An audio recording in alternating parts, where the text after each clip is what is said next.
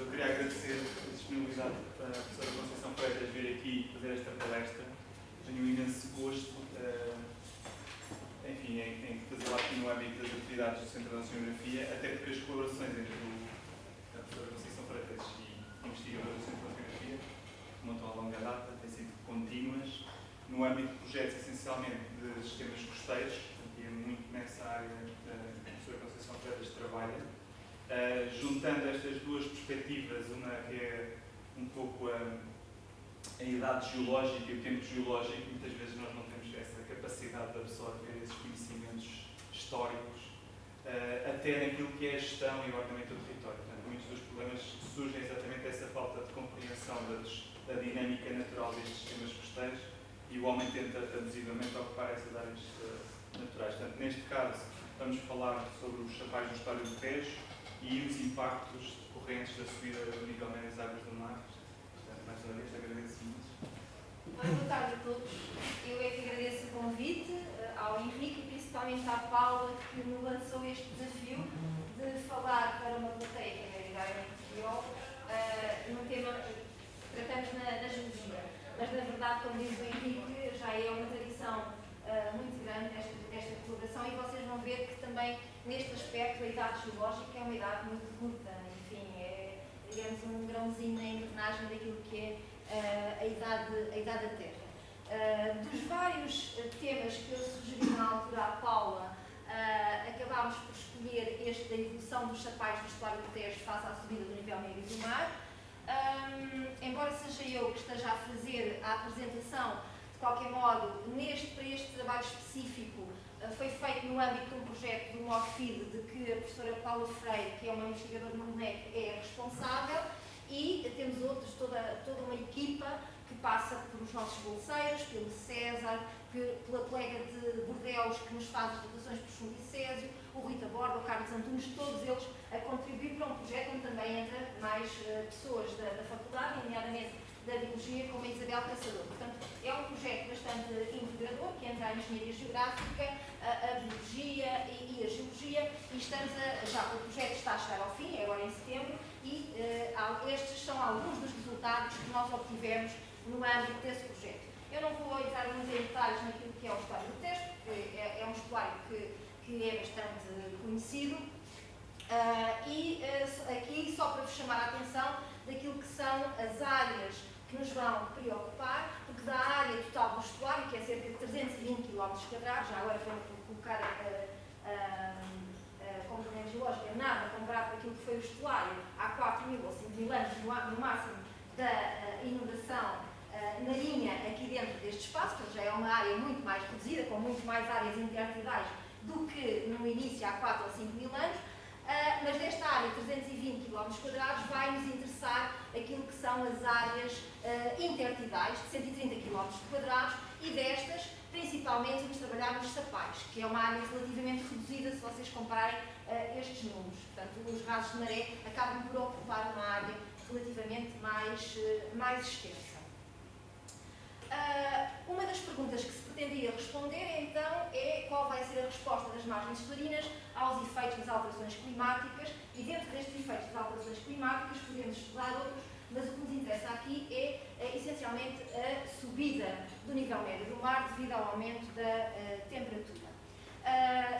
As margens salarinas, como vocês também sabem, têm uma grande diversidade, e nós, naquele projeto, no MOFID, embora se trabalhasse em várias, desde aquelas que são ocupadas às praias, estelarinas, etc., nós apenas nos centramos nas áreas de sedimentação mais fina, portanto com um hidrogenismo mais baixo, e dentro dessas, então, nos sapais. Bom, eu tenho aqui uma súmula dos vários aspectos que vamos focar. Já falámos um bocadinho do estuário do Tejo, vamos agora ver só em que é que eu me estou a basear para dizer de sapais. Às vezes esta terminologia, às vezes com a Isabel, nas nossas discussões, às vezes estamos a falar da mesma coisa, mas começamos linguagens diferentes e às vezes não nos entendemos muito bem, e então aquilo que nós adotámos da bibliografia é uma divisão que tem uma divisão em baixo sapal e alto sapal, portanto são ambientes intertidais do intertidal superior, que se seguem a rasos de maré. Rasos de maré que podem ser lodosos ou arenosos, mas aqueles que nos interessam, que são os sapais, estão acima do praia-mar de águas mortas. Vamos entendermos então que praia-mar de águas mortas ou praia-mar médio temos um baixo sapal. Normalmente eu tenho aqui alguma vegetação, não quer dizer que sejam estas as espécies, mas os géneros penso que serão mais ou menos estes, a separtina, e depois uma vegetação de alto sapal, que normalmente coincide com estes intervalos, desde o praia-mar médio ao praia-mar de águas vivas e, no máximo dos máximos, aos praia-mar máximo, em que a salicórnia, sarcocórnia ou a alimione serão as espécies mais frequentes neste domínio. Não só temos estas balizas teóricas em termos de praia-mar, mas também, quando estamos no terreno, nos baseamos muito naquilo que é a vegetação típica de um ambiente de baixo sapal e de um ambiente de alto sapal, e no raso de maré, enfim, não há vegetação, deve haver algas, fitoplâncton, imagino, ou outros organismos, mas não as plantas que colonizam depois, as plantas halófitas que colonizam depois o baixo sapal e o alto sapal.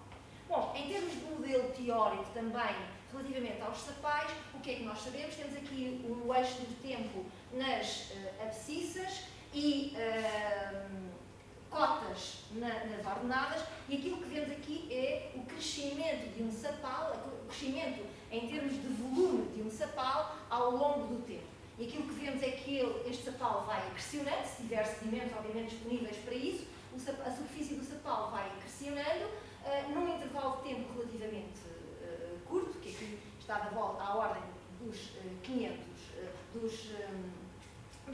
anos, e tende para uma superfície essa que aqui está como a maré astronómica mais alta, o máximo das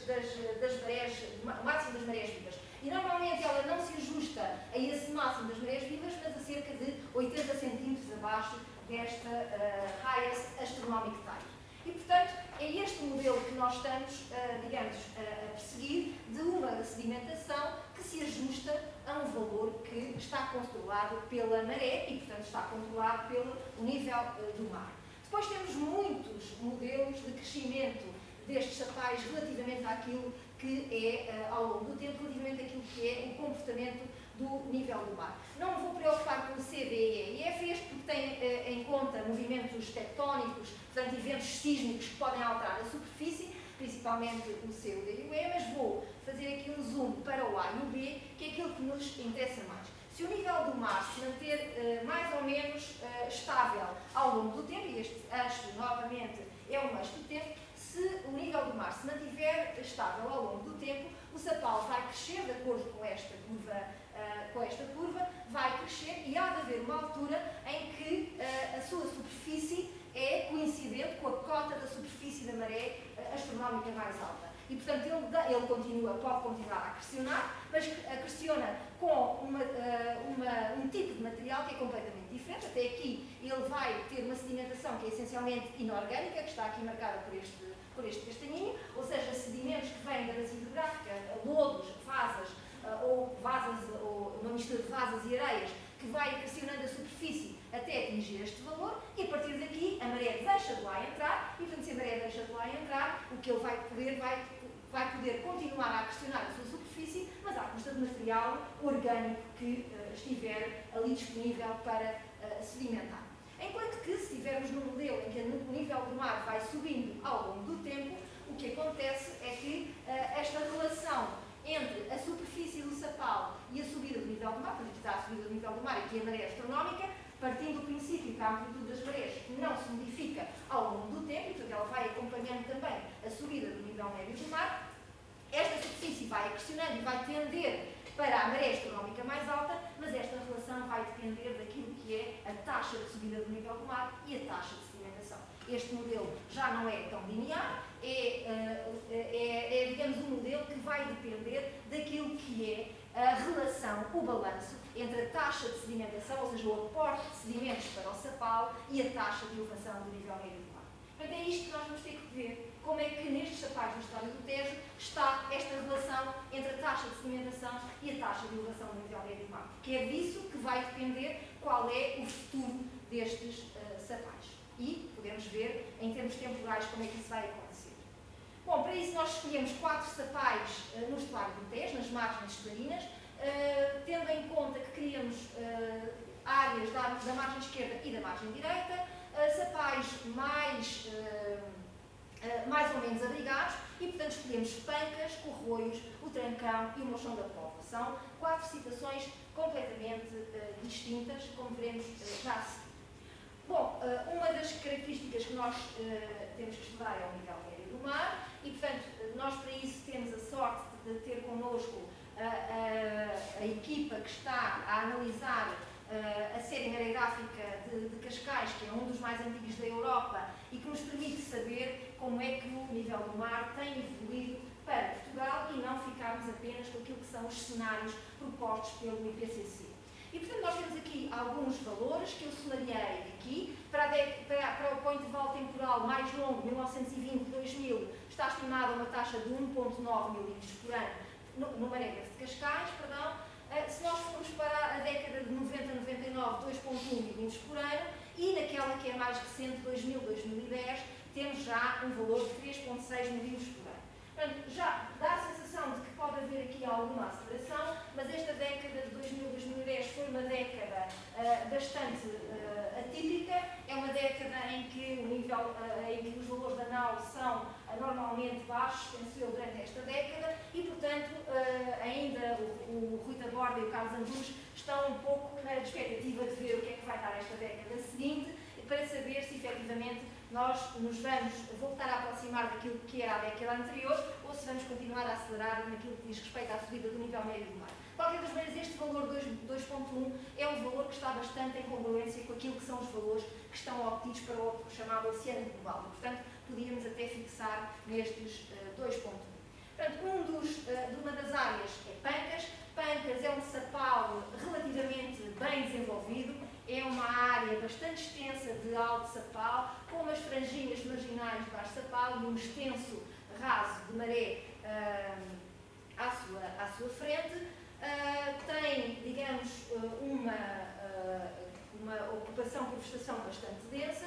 Depois, o Seixal, às vezes eu digo Seixal, outras vezes digo Corroios, a Baía do Seixal, habitar ali Corroios, umas vezes digo Seixal, outras vezes digo Corroios, mas é exatamente a mesma coisa, se virem Seixal ou Corroios, é o mesmo sítio. É um sapal abrigado que está ao abrigo de uma restinga, enquanto que Pancas é um sapal que dá diretamente para o mar, portanto é um sapal marginal, mas que não está ao abrigo de nenhuma estrutura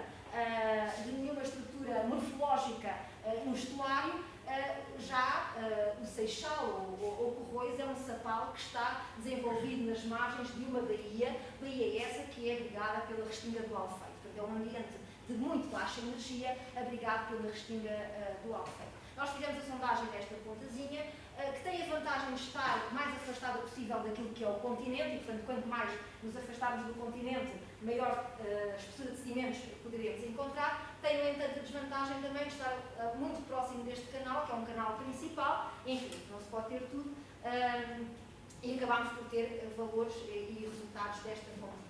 Portanto, temos Pancas, o Seixal, o Corroios, depois fomos para o Mochão da Póvoa. O Mochão da Póvoa é outra situação, é um mochão aqui mesmo na desembocadura do rio Tejo, é uma estrutura que está bastante artificializada, mas que tem uma margem ainda bastante natural, em que a vegetação já é uma vegetação que já não é como a dos outros sapais, deve ter muito mais influência da água doce e, portanto, é muito mais os juntos e essa vegetação desse tipo que nós encontramos na superfície, e também tem um extenso raso de maré à sua frente.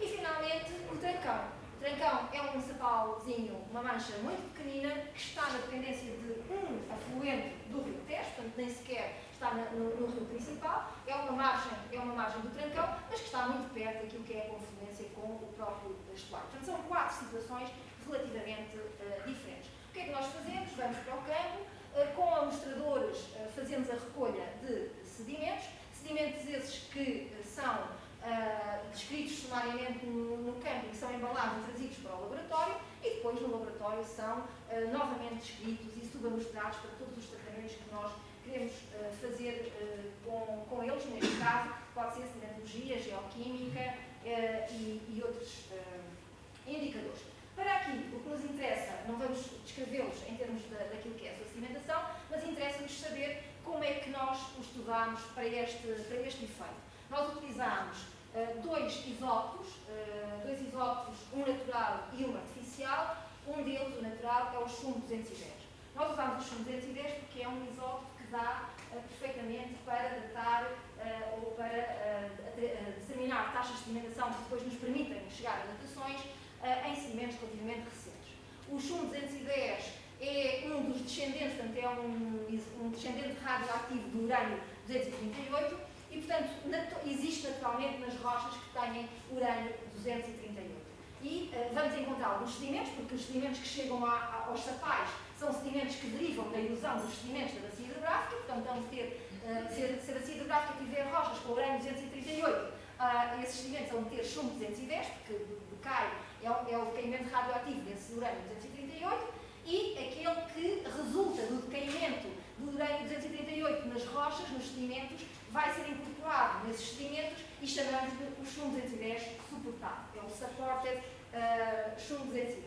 Por outro lado, ele também existe na atmosfera. O chumbo 210 é um subproduto do radão, que é um gás, que quando está na atmosfera tem uma desintegração muito rápida e, portanto, por fallout, ou seja, por precipitação, acaba também por ser incorporado nos sedimentos do sapau. Portanto, o chumbo 210 vem via sedimentos da bacia hidrográfica e vem via atmosfera. Esta integração, enquanto que esta dos sedimentos, nós podemos dizer que ela é constante em profundidade, ou seja, este chumbo 210 suportado é constante ao longo de todo o corpo, aquilo que nós chamamos o não suportado, o unsupported chumbo 210, que vem da atmosfera, vai ser diferente de acordo com se há mais ou menos precipitação, etc. E, portanto, digamos, um valor que vai ser considerado como excesso àquilo que é a desintegração natural a partir dos sedimentos. E, portanto, é com este excesso que nós vamos conseguir datar estes sedimentos, porque o chumbo 210 tem um período de semivida de 22,3 anos e, portanto, nós podemos, digamos, chegar à conclusão de quais são as idades destes sedimentos para um intervalo temporal que andará à volta dos 150 anos. A atividade do chumbo em excesso, então, é medida em cada profundidade e depois é comparada com a atividade que é medida no topo de cada sondagem. Estas análises foram feitas, como eu vos disse, em Bordeaux e normalmente temos que admitir para os modelos mais comuns que os fluxos de sedimento e de chumbo são constantes, o que nem sempre acontece e que nos pode trazer alguns problemas na determinação das idades. O outro isótopo é o Césio-137, que é um isótopo artificial que resulta do lançamento para a atmosfera do Césio-137 a partir dos testes das armas nucleares, que tiveram início por volta dos anos 50, portanto, com início no registro à volta de 1954, com um pico em 1963, que foi o pico dos testes das armas nucleares. Portanto, quando nós vemos os registros, vemos normalmente 1963 como um grande pico e, eventualmente, algum pico em 1986 que resulta do acidente de Chernobyl. É? Portanto, quando nós temos estes registros e sabemos e determinamos a quantidade de césio nos sedimentos, conseguimos exatamente determinar onde é que está 1986, 1963 e o início pode ser 1954 e também com isto determinar idades para estes sapais. Bom, vamos então ver como é que eles evoluíram, como é que foi a evolução secular destes sapais. Vamos começar por pancas. Temos aqui o registro do chumbo 210 em excesso e do Césio 137. Este registro de pancas é um registro muito bem comportado para nós obtermos mais ou menos uma curva de chumbo, um registro de chumbo como aquilo que nós estamos a esperar, a aumentar, obviamente, para a superfície, porque tem cada vez menos decaimento. E também dois picos muito bem registados, o início do Césio em 1954 e o pico de 1963. Não sabemos exatamente onde é que está 1986, nem sempre nós conseguimos esse registro de Chernobyl nos nossos sedimentos e se nós usarmos estas, quer a taxa de sedimentação derivada do chumbo, quer a taxa de sedimentação derivada do Césio, para pancas temos uma taxa de sedimentação de 2,2 cm por ano. Muito semelhante com os 2 metros. Quando nós comparamos com os dados já publicados por Salgueiro e Caçador para um sapau de Vavassac, que é um sapau que está relativamente próximo e que estava a 4 cm por ano, estamos então na mesma ordem de grandeza, se pensarmos que estas são experiências com armadilhas sedimentares durante 9 meses e, portanto, terão, obviamente, que ter valores com uma grandeza diferente. Bom, já obtivemos 2,2 cm por ano para Pancas, vamos para o Seixal, para esta baía relativamente protegida. Usámos vários modelos porque há algumas amostras que têm um comportamento anómalo de chumbo, portanto têm valores mais baixos aqui à superfície do que deveriam ter. Isto pode ser devido a muitas coisas, pode ser a incorporação de material mais antigo por erosão de material relativamente próximo que é incorporado, pode ser por mistura de sedimentos por bioturbação. Vamos ver qual é o modelo que se ajusta melhor com o R².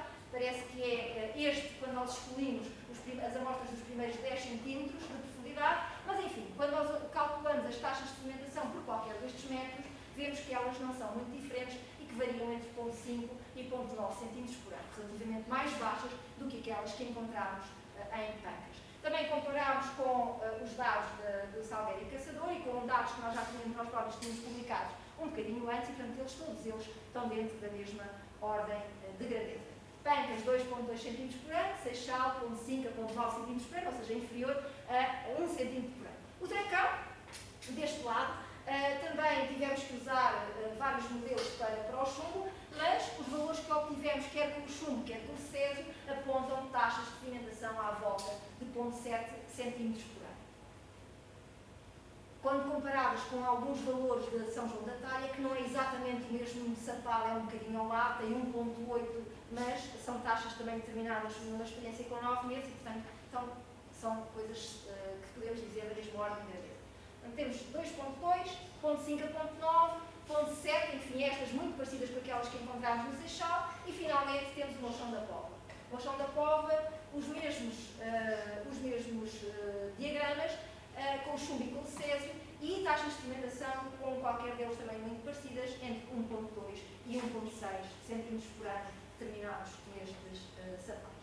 Portanto, se fizermos aqui um resumo, temos taxas mais elevadas nestes sapais que estão mais a montante no estuário, 2,2 para Pancas, 1,2 a 1,6 para aqui para o Monchão da Póvoa, e naqueles que são mais a jusante ou mais abrigados, taxas de sedimentação que são inferiores a 1 cm por ano. Seja como for, estas taxas de sedimentação, qualquer delas é muitíssimo superior àquilo que é a taxa de subida do nível médio do mar, que anda à volta de 2,1 ou de 3,6, mesmo que seja 3,6 milímetros por ano. Então, temos uma taxa de acreção no Sapal que é superior à taxa de subida do nível médio do mar. Portanto, o modelo não vai ser exatamente este, porque há de haver uma altura no tempo, nós temos que ver quando, em que esta superfície vai atingir efetivamente esta superfície da maré astronómica mais alta e vai terrestrializar. Se a taxa de sedimentação é superior à taxa de subida do nível do mar, mais tarde ou mais cedo, estes sapais iriam terrestrializar. Bom, vamos ver se isso acontece ou não.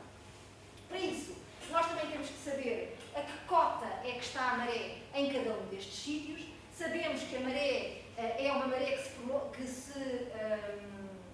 se faz sentir no estuário não da mesma maneira, com um empolamento na zona mais montante, e portanto aquilo que nós temos que ver é a que cotas é que a maré está, a maré mais alta. Temos aqui as cotas do praia-mar máximo para cada um destes locais, e isso vamos fazer com os marégrafos oficiais, com o registro dos marégrafos oficiais do Instituto Hidrográfico, ou então, quando os marégrafos oficiais estão muito longe ou em condições que não são exatamente aquelas em que nós estamos a fazer o nosso estudo, podemos usar os valores de transdutores de pressão que nós instalamos no terreno e podemos analisar a maré nesses sítios, e depois o Carlos Antunes vai aplicar-nos alguns modelos do GEOI para determinar então os parâmetros da maré mais apropriados para aquele local. Portanto, temos então os níveis do praia-mar máximo em cada um destes sítios, fazemos o levantamento da superfície do Sapal com o DGPS e podemos ver, por exemplo, que os valores vermelhos, as linhas vermelhas que tem aqui é o praia-mar máximo, que em Pancas há locais do Sapal que já estão muito próximos ou a tocar o praia-mar máximo, portanto estão no limiar de terrestrialização. No Seixal, toda a superfície do Sapal está ainda relativamente abaixo do praia-mar máximo, no Trancão também e no Monchão da Póvoa também. Portanto, aquele que está mais próximo e é aquele que tem a taxa de sedimentação mais elevada, e portanto é lógico que assim seja, o que está mais próximo do pré-mar máximo é o de Pancas. Bom, a partir daqui nós temos uma evolução do nível médio do mar, que sabemos qual é, uma taxa de subida do nível médio do mar, que sabemos qual é, e temos uma taxa de acreção do Sapal, que sabemos qual é. Então, tem aqui a evolução da superfície do Sapal ao longo deste século, até 2100, e portanto, se o Sapal de Pancas, que é este exemplo, vai ver aqui. Eu estou quase a acabar, mas...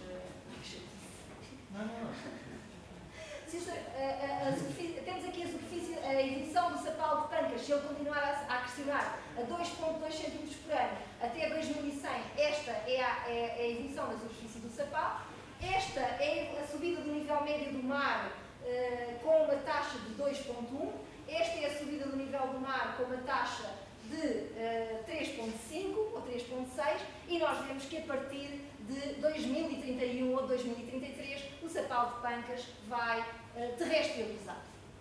Já naquilo que diz respeito ao Mochão da Póvoa, temos a mesma situação. Ele terrestrializará a uma taxa de subida do nível mar de 2,1 em 2057 e terrestrializará em 2074 se o nível do mar estiver a subir a uma taxa de 3,5. No que diz respeito ao Trancão, apenas se o nível do mar continuar a subir a uma taxa de 2,1, ele terrestrializará em 2061 e, embora se aproxime, até ao fim do século, se a taxa de subida do nível do mar for 3,6, ele vai continuar com um Sapal. E aqui, naquilo que diz respeito a Corroios, nem com uma subida do nível do mar a 2,1, nem com uma subida do nível do mar a 3,6, a superfície vai terrestrializar até 2100. Portanto, quais são as conclusões que nós podemos tirar? Qual vai ser a resposta dos Sapais face à subida do nível médio do mar derivada das alterações climáticas? Temos a taxa de acreção dos Sapais 0,5 a 2 cm por ano, que é muito maior que a taxa de subida do nível do mar, de 0,21 cm por ano, portanto, eles à partida não serão submersos se o nível do mar subir a uma taxa de 0,21 cm por ano, vão continuar a agradar à mesma taxa até atingir o nível do pré-mar máximo, que ocorrerá daqui a 20 anos ou 45 anos. Só em Corroios é que esta data será superior a 2100 e passarão depois, a partir daí, a agradar à mesma taxa que sobe o nível médio do mar. Enquanto que se a subida do nível médio do mar for de 0,36 cm por ano, o que acontece é que Pancas e o Mochão da Póvoa também não serão submersos, portanto vão continuar como Sapais e poderão terrestrializar a sua superfície entre 20 e 60 anos, enquanto que Corroios e o Trancão serão substituídos provavelmente por ambientes intertidais mais baixos. Portanto, é esta, digamos, a conclusão que nós podemos tirar das comparações das taxas de subida do nível médio do mar e das taxas de acreção dos Sapais. Pronto, era tudo. Podíamos passar a perguntas, mas não fazemos. Acho que sim, eu vou fazendo as perguntas que eu vou negociando. O Carlos está aqui para dar aula.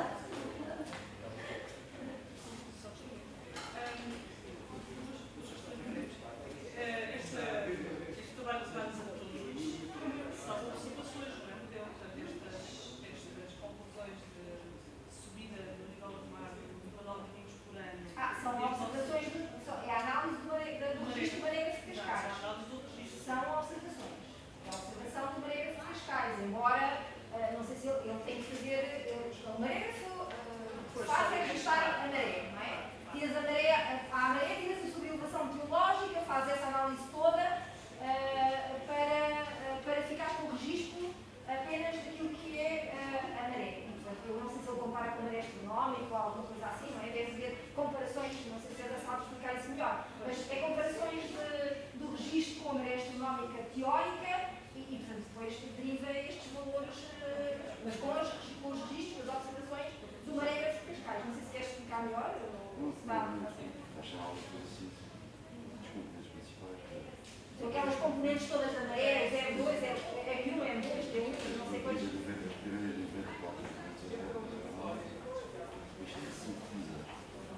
Fazer análise, sociedades de terreno, são conhecidas de ligar, como nós falamos transitores europeus,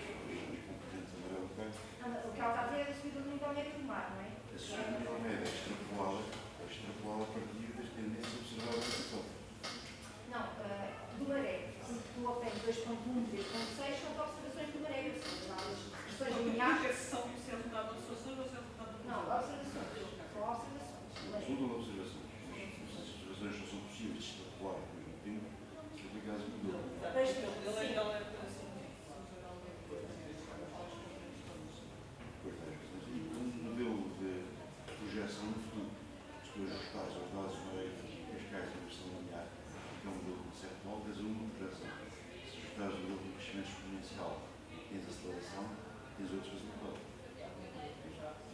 Agora, um cenário otimista e pessimista, tens uma coisa para longe. Ninguém de facto sabe o que é que vai acontecer daqui a 50 anos. Tens esse cenário. Agora, 2.1 e 2.6 são regressões lineares. Há os dados são regressões lineares aos dados de Cascais.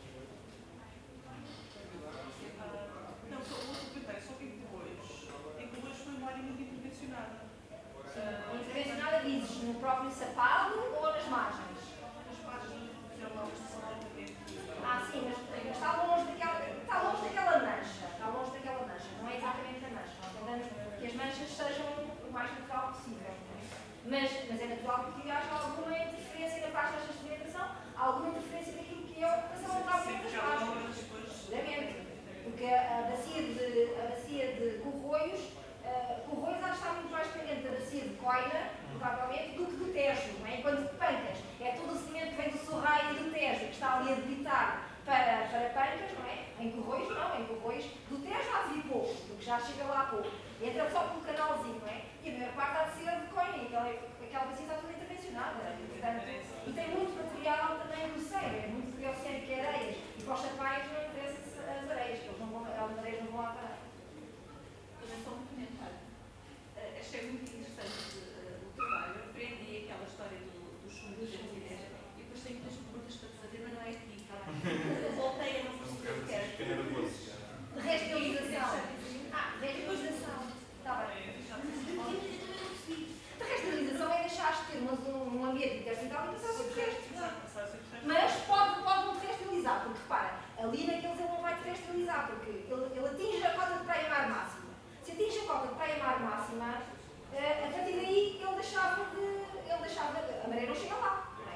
Só que o nível do mar vai continuar a subir. Se o nível do mar não continuasse a subir, ele te restrilizava e acabava, porque a maré não chegava lá e era só material orgânico ali a depositar-se e acabava por te restrilizar, efetivamente, porque depois nunca a maré nunca lá chegaria. Mas como o nível do mar vai continuar a subir e ele só tem possibilidade de crescer à taxa que o nível do mar cresça, porque se ele subir um bocadinho mais, te restriliza. Vai-se manter como sapado enquanto até atingir o valor através do nível do mar. Pronto, se atingir, vai ter que esperar que o nível do mar suba um bocadinho mais para continuar como sapado. Andar ali naquele balanço, mais ou menos. Estás a perceber? Eu gostava, há aqui um aspecto que eu acho interessante. Quando se fala em alterações climáticas, temos sempre um cenário negro para o futuro. E achei particularmente interessante os dados relativos ao maré com uma escala temporal muito alargada e o último, se não me engano, num período de 10 anos, em que as diferenças são abismais. E, portanto, isso revela que as previsões de IPCC para o futuro, que já têm no modelo uma escala temporal tão curta, não serão tão negras quanto a que se tenta vender, certo? Porque isto aqui é óbvio, 1.9. Errado? Mas ali era 1.9 ou 1.6. 1.9, 2.1, 3.6. E a escala dos 10 anos, que ao fim e ao cabo vai o quê? Vai haver um evento muito curto. Sim, mas o IPCC também não faz com base nas coisas curtas, não é? Mas não são muito longos. São os marégrafos que eles usam, que são marégrafos da Europa e de outros sítios do mundo, Cascais é um dos melhores, mas também tens Amsterdão, acho que Brest também tem um marégrafo muito bom, muito grande. Não, eles integram também. Paulo, não sei se é Paulo, se é Ana, se é o professor.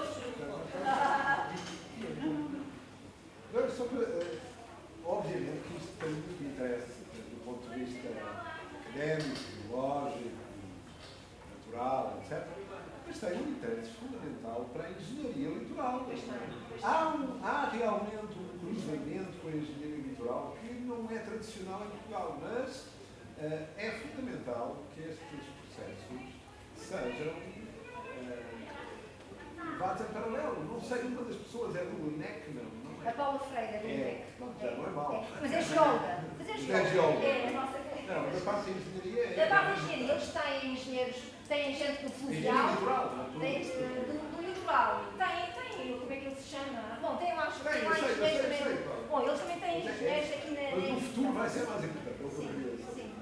Ali ainda em relação ao estuário do Tejo, tem também um problema oceanográfico, é o estuário do Tejo, durante, por exemplo, as cheias, quando há maior caudal do Tejo, a água salgada entra e a corrida salina vai dar por ali à volta da Expo, ali do Rio Balto. Essa corrida salina provoca a sedimentação. Portanto, há um gradiente que é devido ao encontro da água salgada, à mudança de dinâmica, não é? E que pode também influenciar. Não sei se pode influenciar. Para explicar essas diferenças de taxas de sedimentação. Estas taxas de sedimentação devem derivar de várias coisas, como eu dizia há bocado. Quer dizer, Pancas está ali muito perto da saída do Tejo e do Sorraia, que deve ser um afluente muito importante para dar sedimentos para o Tejo. O Trancão menos, mas também está bastante direcionado. O Trancão é uma manchinha esquisita. E Corroios também, quer dizer, depende um bocado daquilo que é o contributo para o estuário da própria bacia. E não há dúvida que a montante, provavelmente estamos muito mais perto da fonte principal de sedimentos, que depois a jusante já não terá muito. No caso da GI, eu queria salientar que no caso daquela marina da Expo que deu raia, que está estragada, foi nitidamente uma ignorância da engenharia da situação do estuário, que já se conhecia na altura, já havia trabalho. Não tem a ver com este... Sim. Fazer para fazer... Não tem a ver com esta situação dos sapais, mas esta questão das altas... Não, é isso. O que eu vou dizer é que não tem tanto a ver com a situação dos sapais, mas que vem na sequência daquilo que está a dizer, que é a preocupação que as pessoas que estão responsáveis por gerir este território têm que ter na questão das alterações climáticas e principalmente nestas zonas colinas da subida do nível médio do mar. E isso já está a ser incorporado nos POCs, em muitos daquilo que são os pareceres que as câmaras têm que dar ou que a APA tem que dar para as urbanizações. Nós temos um exemplo de uma urbanização que vão fazer ali a Sete Nave, o Lisnave, por ali, não é? Que tem a ver com o pólis daquela zona e que queriam fazer uma construção naquela zona e que já por causa destes dados que nós estamos a produzir vão ter que altear um bocadinho a cota da celeira para que não fiquem inundados daqui a alguns anos e não tenham esses mesmos problemas que aconteceram na ASP. Um último detalhe é que há ali, do lado da Pancas, do lado onde tem essa investigação, há ali aquela saída do Sorraia, vem depois de uma linha para ali abaixo, que é uma falha. E toda aquela encosta do lado lá está cheia de falhinhas. Eu andei há pouco tempo numa coisa de ciência viva a fazer um estudo de sísmica por ali e aquilo é completamente diferente de uma mata e outra e há para ali muita tectónica e alguma acho que há quem diga que é ativa. Neotectónica, sim. Pois é possível, é possível. Portanto, Nós ainda não chegamos mas aquela linha reta vê-se na aplicação remota e vê-se na sísmica, fantasticamente. Muito bem. Eu lamento interromper assim de uma forma brusca. Já deve estar chateado. Obrigada. Obrigado. E que estes dias temos cá a Carmen Luísa,